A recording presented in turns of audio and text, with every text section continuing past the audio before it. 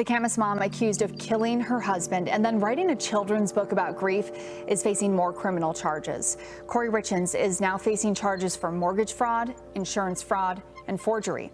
Last year, she was charged with aggravated murder in the death of her husband, Kouri Richins. The courtroom clock is ticking. In just weeks, a jury will be seated to decide the fate of a woman once known for writing children's books and now accused of murdering her own husband. But as the trial of Kouri Richins draws closer, the story has taken a sharp and unexpected turn. This time, the focus isn't on poison, it isn't on money, and it isn't on motive, it's on witnesses. In a bold new move, Kouri Richins and her defense team are accusing prosecutors of crossing a dangerous line, claiming that investigators working for the poor state intimidated their own witnesses in the weeks leading up to trial.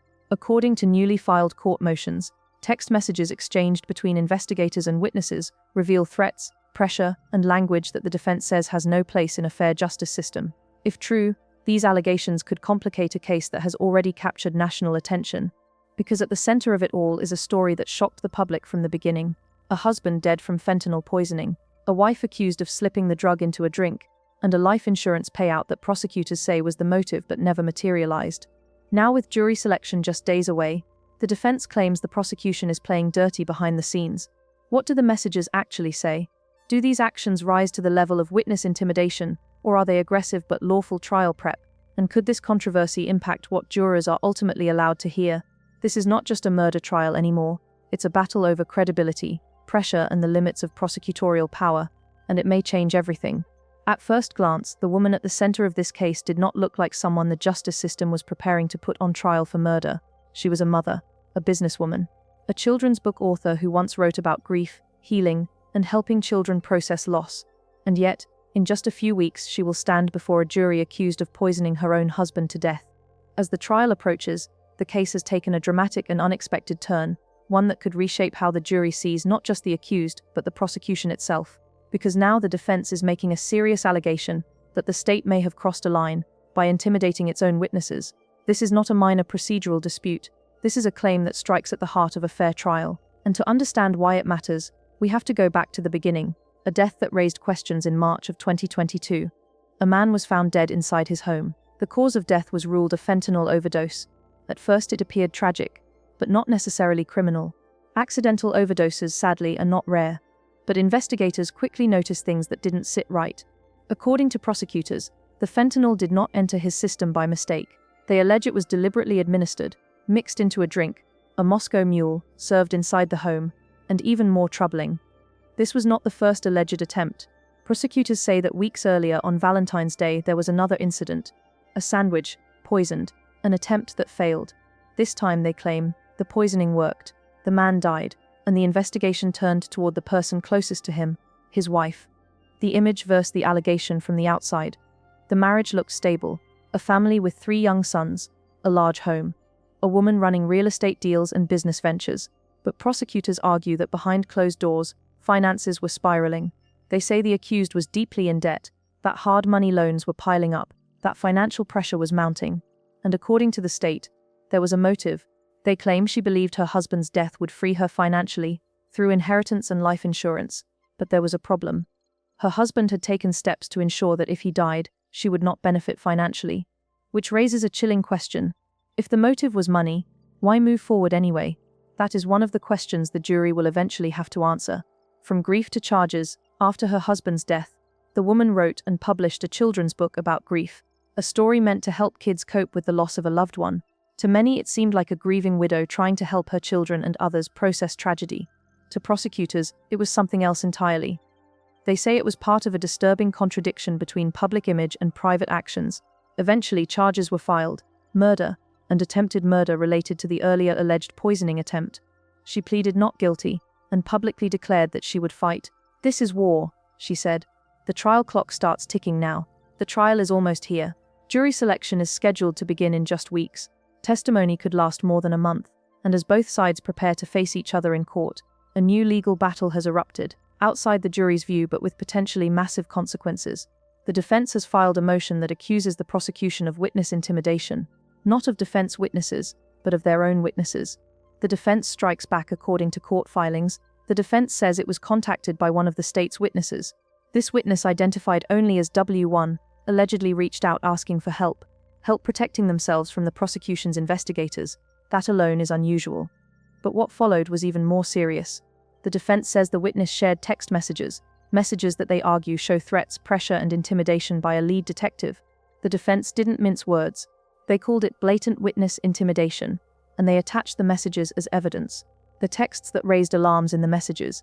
The detective repeatedly pushes the witness to come in for court prep sessions with prosecutors. The witness refuses, not to testify, but to be prepped. The witness makes something clear. They will appear in court. They will tell the truth, but they do not want to be coached or rehearsed. That should have been the end of it. Instead, according to the defense, the tone escalated. The detective allegedly warned the witness that if they didn't cooperate, a warrant could be issued, that they could be jailed, that officers could show up at their home, bringing a catch pole for the witness's dog. The witness pushed back, asking for clarity on dates. The response? They were told to plan on showing up to court every single day for weeks, whether they were needed or not. Why this matters? In criminal trials, witnesses can be subpoenaed. They can be compelled to appear, but they cannot be threatened for refusing pre-trial preparation sessions. They cannot be intimidated for asserting boundaries, and they certainly cannot be coerced into cooperation beyond what the law requires. That is the line the defense says was crossed. And if a judge agrees, even partially, it could impact how evidence is handled, how witnesses testify, and how the jury views the credibility of the state's case. Because a prosecution built on intimidation is a prosecution under scrutiny. As the defense's allegations began to surface, one thing became clear very quickly. This was not about a single uncomfortable conversation. It was about a pattern, because behind the first witness was a second, and this second witness changed everything. Why witness 2 is different? The second witness identified in court filings, referred to only as witness 2, was not just another person on the state's witness list. This witness had been granted immunity. That detail alone carries enormous legal weight. Immunity is not handed out casually. It means prosecutors believed this witness could potentially face criminal exposure related to the case, but agreed not to prosecute in exchange for truthful cooperation. In other words, this was a witness the state needed, and that is exactly why the defense says the pressure placed on this person matters so much. The message that sparked alarm, according to court filings, witness 2 made it clear they had already cooperated. They had given a statement. They had provided documents. They believed their role was finished. Then came the message from a second investigator. The investigator acknowledged the prior cooperation, but added a warning. The immunity, they said, was conditional. And if witness 2 declined further participation, that immunity could be at risk. This wasn't framed as a request. It was framed as leverage. Conditional immunity, legal but dangerous. Legally speaking, immunity agreements often are conditional. They typically require continued cooperation, truthful testimony, compliance with subpoenas, but here's the crucial distinction. Cooperation does not mean unlimited access. A witness is required to testify truthfully in court. They are not required to submit to endless interviews. They are not required to engage in repeated preparation sessions if they have already complied, and most importantly, they cannot be threatened for asserting those limits. The witness pushes back. Witness 2 responded calmly. They emphasized they had been honest, that they had already given everything they had, that the interview in question happened nearly 2 years earlier. They did not refuse to testify. They simply asked, "What more do you need?" This is where the legal tension sharpens, because at that moment, the state had a choice. They could respect the boundary or escalate. According to the defense, they escalated. Why defense attorneys are concerned? Defense attorneys reviewing these messages see a troubling implication. If a witness believes their freedom depends on continued engagement with investigators, even after fulfilling their legal obligations, that witness may feel pressured to align their testimony with the prosecution's expectations. That is not cooperation. That is coercion. And coercion does not require physical force. It can be subtle. It can be procedural. It can be wrapped in legal language, but its effect is the same. Prosecutors often say witness preparation is harmless. They'll argue, "We're not telling them what to say. We're just refreshing memory. We're helping them understand the process." And in many cases, that's true. But preparation becomes problematic when a witness explicitly declines, the witness still agrees to testify, and pressure continues anyway. At that point, the preparation serves the prosecution, not justice. Why this could backfire? If this case goes to trial, and the judge allows these issues to surface, the prosecution may face uncomfortable questions. Why did investigators threaten arrest over prep sessions? Why was immunity framed as something that could vanish if the witness didn't comply beyond legal requirements? And why did witnesses feel safer contacting the defense than the state? Even if no laws were technically broken, perception matters. Jurors care deeply about fairness, and nothing erodes confidence faster than the appearance of bullying. The motion to compel. This brings us to the defense's formal request. They are asking the court to force prosecutors to turn over all communications between investigators and witnesses. Texts, calls, emails, digital messages. Why? Because if two witnesses experience this kind of pressure, the defense argues others might have as well. To ensure integrity, the judge could deny the motion outright, order limited disclosure, or demand broader transparency. Each option carries consequences. Why timing matters. This is happening weeks before jury selection. That timing is critical, because if the judge finds even partial merit in the defense's claims, it could delay the trial, restrict witness testimony, or give the defense powerful cross-examination material. This is not a side issue. It could shape the entire case. The bigger question, at the center of all this, is a question that goes beyond one trial. How much pressure is too much? When does preparation become intimidation? And when does a state's pursuit of conviction undermine the very justice it claims to protect? In any major criminal trial, witness preparation is expected. In fact, it's routine. Prosecutors meet with witnesses to review timelines, refresh memory, and explain courtroom procedure. Defense teams do the same. It's how both sides ensure testimony is clear, accurate, and legally admissible. But there is a line, and once that line is crossed, the entire case can begin to unravel. The invisible boundary. The law draws a critical distinction between preparation and pressure. Preparation is meant to clarify. Pressure is meant to control. What the courts look for when judges evaluate claims like this, they don't ask one simple question. They ask several. Did the witness refuse to testify, or only refuse additional meetings? Were threats explicit or implied? Did law enforcement suggest arrest, jail, or loss of immunity? And most importantly, could these actions influence the substance of testimony? Because even subtle pressure can contaminate evidence. The material witness threat. One of the most striking elements raised by the defense involves repeated references to arrest and jail. Legally, a material witness warrant exists for a specific purpose: to secure the presence of a witness who is likely to flee or refuse to appear at trial. It is not a tool for enforcing compliance with preparation sessions. And here's the key issue. Both witnesses repeatedly stated they would appear in court. They did not say they were refusing subpoenas. They did not say they were avoiding trial. They simply said no to additional interviews. That distinction matters, because threatening arrest when the legal threshold isn't met raises serious constitutional concerns. Why this could affect testimony? Imagine being a witness in this position. You're not charged. You've cooperated. You've already spoken to investigators. Then you're told, if you don't come in again, your immunity could disappear. If you don't respond, a warrant could be issued. If you don't comply, you could be jailed. Even if you believe you've done nothing wrong, the message is clear. Resistance carries risk, and once fear enters the equation, testimony is no longer purely voluntary. The due process problem. Due process isn't just about defendants. It's about the integrity of the entire process. If witnesses feel coerced, defense attorneys can argue their statements were influenced, their testimony was shaped, their credibility is compromised. That doesn't automatically make testimony inadmissible, but it gives the defense ammunition. And in a high-profile case like this, ammunition matters. How juries see this. Jurors are not legal scholars, but they understand fairness. If jurors hear even indirectly that witnesses were pressured, threatened, or intimidated, it can plant doubt that no expert testimony can erase. They may ask, what else happened behind closed doors? Were witnesses coached? Was the investigation objective? Once those questions arise, the prosecution's narrative weakens. Why the defense wants everything. This explains why the defense isn't asking for just some messages. They want all communications. Not because every message is incriminating, but because patterns tell stories. One aggressive exchange could be dismissed. Multiple similar exchanges suggest culture, and culture matters. What happens if the judge agrees? If the judge finds merit in the defense's concerns, several outcomes are possible. Certain communications could be turned over. Investigators could be restricted from further contact. Testimony could be limited or scrutinized. Or in extreme cases, sanctions could be imposed. Even if none of that happens, the issue doesn't disappear. It becomes part of the case's shadow. The prosecution's likely response: prosecutors will almost certainly argue. No witness was told what to say. No false testimony was induced. No one was prevented from testifying freely. They may frame the messages as firm but lawful. They'll say this is about ensuring attendance, not intimidation. And they'll likely point out that witness cooperation is essential in a case of this magnitude. The problem with essential, here's where things get complicated. When a witness becomes essential, the temptation to push harder increases. But the law doesn't bend based on importance.